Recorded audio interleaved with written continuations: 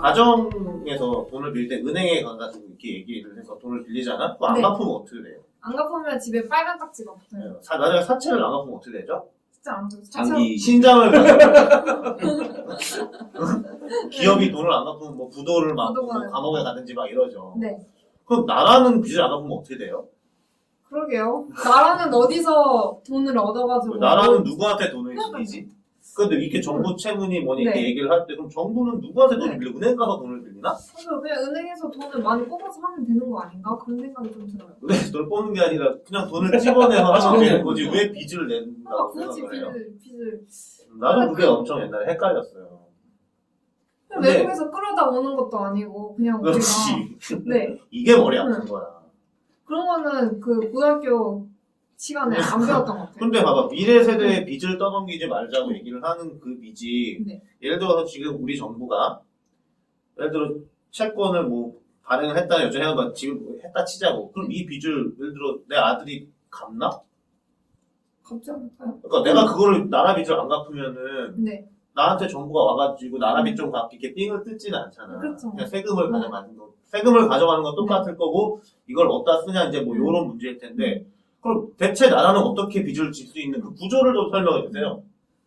어떤 거죠? 나라는 일단 어떻게 빚을 내냐면 사실 통화를 그 추가적으로 프린팅할 수도 있겠죠.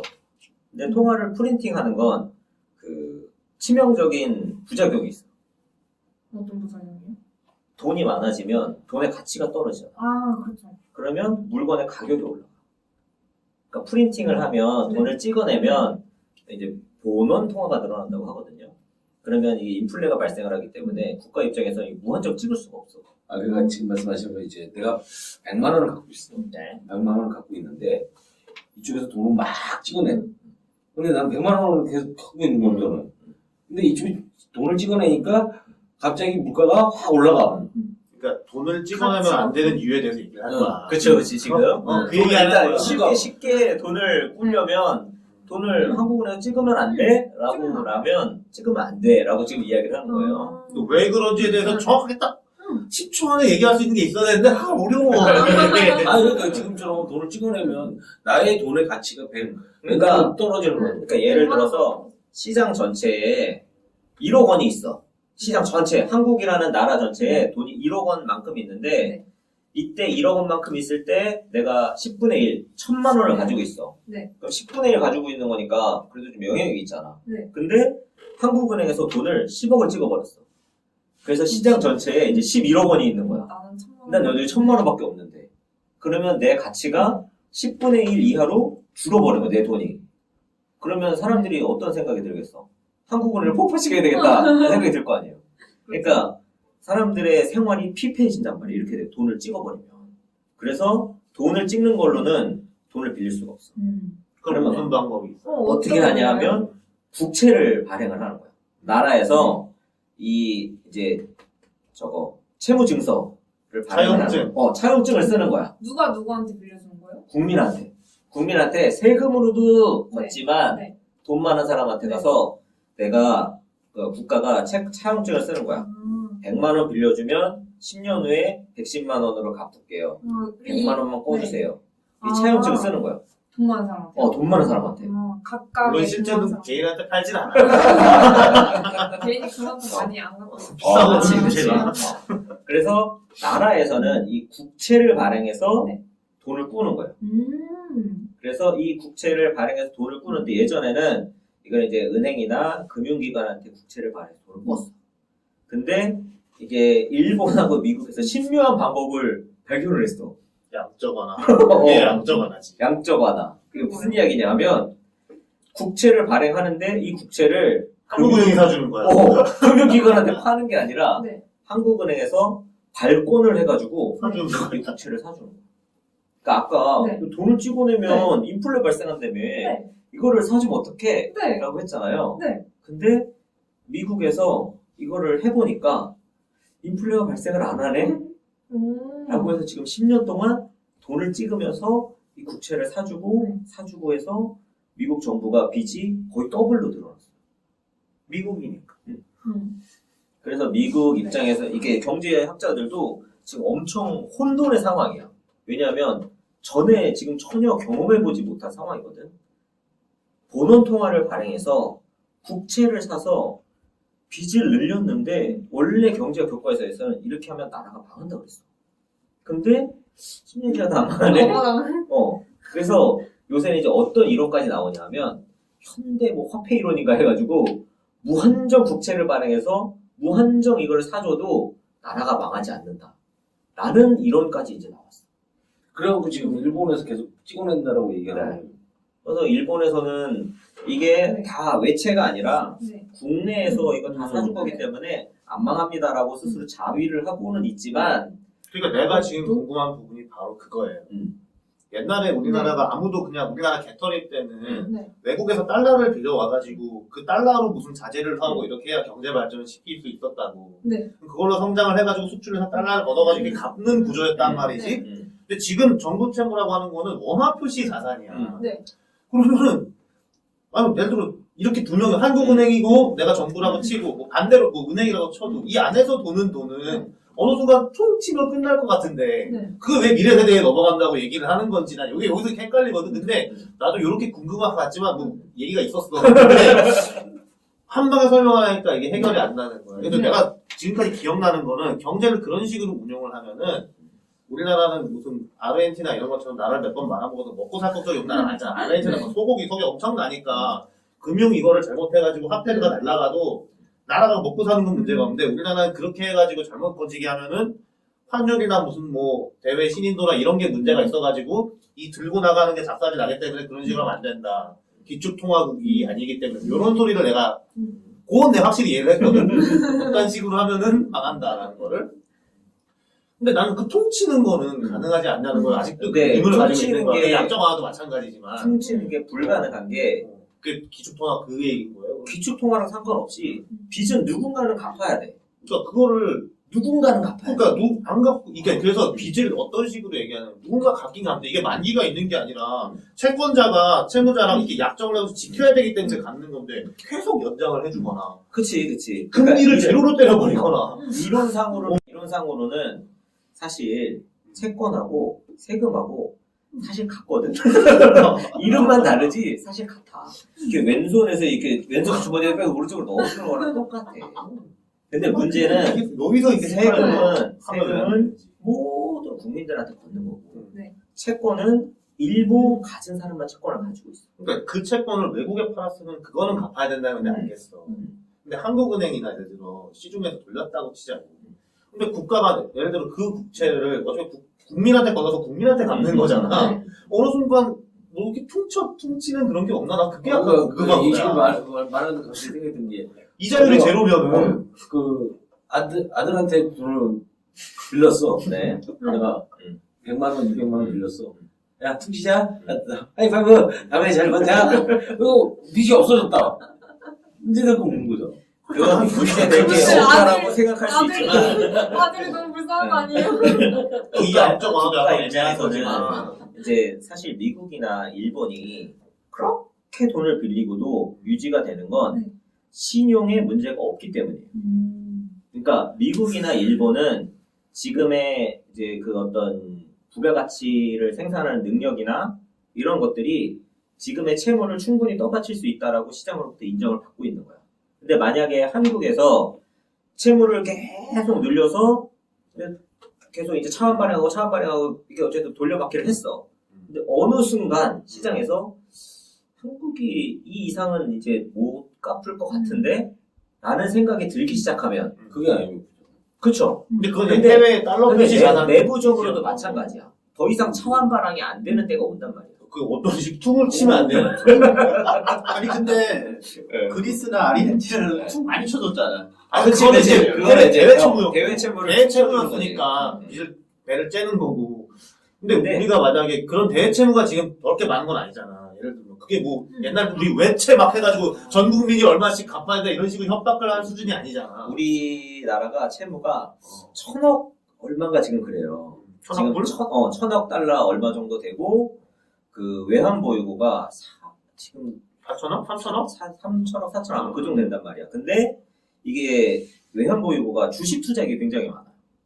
그래서 실질적으로 이 가지고 있는 외환 보유액의 3분의 1 정도가 실질적으로 방어가 가능한 외환 보유고라고 들었거든요. 그래서 지금 사실 거의 똔똔 치거나 조금 많은 정도, 그 정도 외환 보유고밖에 안 돼서 사실 우리나라가 지금 이 대외 채무 같은 경우도 그렇게 안전한 상황은 아니더라고요. 그러니까 그런 식으로 경제에서 채무를 많이 져가지고 해외에서 예를 들어 무디스 이런 데가 신용등급을 빡 내려버리면은 그렇지. 이 회수가 들어갈 거고 그걸 못 막으면 이제 그거는 그게 문제가 되는 거예요. 근데 국내적으로도 마찬가지예요. 근데 미국 같은 경우는 대외 채무가 빵이잖아. 음.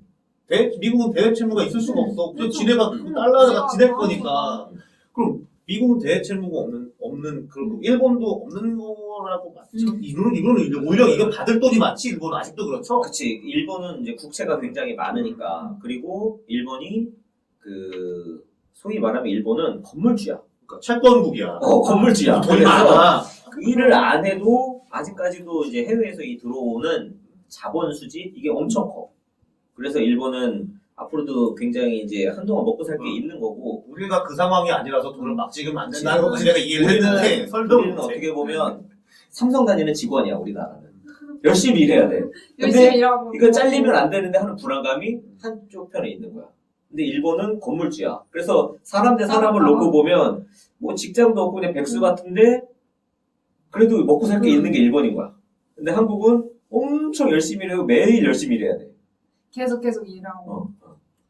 그런데 지금 이제 한국 같은 경우는 나이가 40대 중반이 넘어가고 있어. 삼성을 다니고 있는데 그래서 임원을 달 수 있을 것인가 말 것인가. 그래서 빚을 내서 그동안을 쓰는 거야. 나 아직도 그게 그러니까 미국도 그렇고 일본도 그렇고 엄청 그걸 많이 발행을 해가지고 돈을 풀었잖아요. 근데 걔네가 인플레이션이 안 생긴 이유는 뭐야? 인플레이션이 안 생기는 이유는 하이퍼 인플레이션 생겨야 되잖아. 원래 이론상으로. 사실상으로는 그렇지. 근데 지금 이제 통화 승수라고 하는데 한국은행에서 돈을 발행을 해서 통화량을 늘려도 안 돌면 안 돌면 인플레가 안 생겨. 그러니까 사실상 우리가 왜 신용 창출이라고 하잖아요. 그러니까 이 인플레가 발생하는 건 은행에서 돈을 확 풀어서 발생하는 게 아니라 돈이 대출하고 예금하고 대출하고 예금하고 이 과정이 확 일어나면서 이제 통화량이 늘어나게 되는 건데 이게 지금은 미국도 그렇고 일본도 그렇고 전 세계적으로 대출이 잘 되지 않는 거예요. 이 활발하게 돈이 돌질 않는 거예요. 통화 승수가 확 떨어져 있어서 예전보다 훨씬 많은 양의 돈을 발행을 해도 시중에 이 순환되는 돈의 양 자체가 적으니까 이 인플레가 발생을 하지 않는 거예요. 이렇게 생각해봐요. 어느 정도 빚이 적정한가를 아까 우리 잠깐 얘기했잖아. 네. 그럼 GDP가 뭐냐면은 내 연봉이야. 네. 내 연봉이 5천인데 네. 40%면은 2천만 원 빚이 있는 거야. 네. 그 정도면 감당할 만하지. 아니요?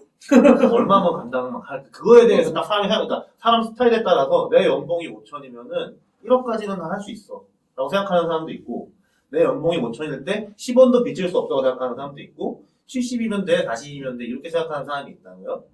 난 그 빚은 대외 채무라는 걸 알겠어. 오케이. 근데 집 안에서 내가 여기서 형님은 나 부루마블을 해 그냥 부루마블을 해가지고 서로 그러니까 이 원하는 제끼고 부루마블을 해가지고 형님이랑 나랑 뭐 예를 들어 뭐 설거지 한번 하기 뭐 이런 식으로 해가지고 그 집안에서 벌어지는 어떤 행위에 대해서 어떤 그 가격을 책정하고 이거에 대해서 지급하고 지금 왔다 갔다 하면 이거는 외국하고 상관없으니까 그냥 퉁치기 나름 아닌가? 근데 이제 문제는 여기서 뭐냐면 내가 다른 사람들이 우리 집안일 다 알아. 그래서 저 아빠가 애를 그, 착취하고 애들 착취하고 이렇게 해가지고 하거나 말거나 저 집에서 나오는 돈은 저건 부도수표예요. 저 집에 나오는 저 돈을 받으면 안 돼요라고 하면 우리나라는 수출을 해야 되잖아. 그러면 이 원화를 달러로 바꿔야 돼. 그러니까 근데 원화의 가치가 원화의 신뢰도가 떨어지게 되면 옛날에는 1,000원 주면 1달러를 줬는데 2,000원을 줘도 3,000원을 줘도 1달러를 안 주네. 그러니까 우리나라 통화 가치가 저쪽에서 이제 확 낮아서 다 떨어지면은 그거는 이제 망하는 건데 알 수가 있나? 그러면 그러거나 말거나 어쨌든 대외 무역하고 그 환율만 잘 거시기 해가지고 되면은 이 안에서 좀 정부 채무 있어도 좀 늘어나도 이 안에서 잘 퉁쳐지면은 괜찮은 거 아닌가 싶은데 난 그 이상께는 생각해. 어쨌든 그 대외 채무나 결국에는 신용도예요. 신용도. 대신인도 그러니까 결국에는 이 나라가 이 빚을 충분히 감당할 수 있는가. 그것만 문제 없이 증명해내면 빚이 얼마만큼 늘어도 상관없어. 그러니까 그 빚이 달러 빚 아니고 어. 대외 채무 어. 아니고 어. 통화 결제용 외환 보유고 아니고 이 안에서 이 경제가 멀쩡하게 돌아가고 있으면은 괜찮은데 아직 소장님이 걱정하는 거는 그게 여기서 이제 걱정하는 게 뭐냐면 이 빚을 땡겨서 네. 나라에서 네. 이거야 부루마블을 할 때 그냥 건물로 부루마블 호텔로 이렇게 하지 말고 공장을 지어가지고 예를 들어서 나라에서 빚을 땡겨가지고 이렇게 해가지고 빚을 땡겨서 나라에서 뭔가 인프라나 투자를 해가지고 이게 민간 경제로 돌아가가지고 민간의 성장이 생겨서 민간 얘네가 해가지고 달러를 벌어오든 돈을 매출 일으켜가지고 그 돈으로 세금을 내고 그럼 그걸로 나라가 갚고 이런 식으로 돌아가면은 나이스한 건데 그렇지. 지금 우리나라가 그 성장에 대한 성장에 대한 그 혁신력이라고 하는 게 떨어진 거야. 미국은 아직 그게 돌고 있고 일본은 이미 맛이 갔고 근데 일본은 건물주잖아. 건물주라고 하는 거고 미국은 건물주는 아니지만 어쨌든 거기서 이제 열심히 살려는 거기 애들이 거기 모여들고 건물주가 그냥 상관다뇨.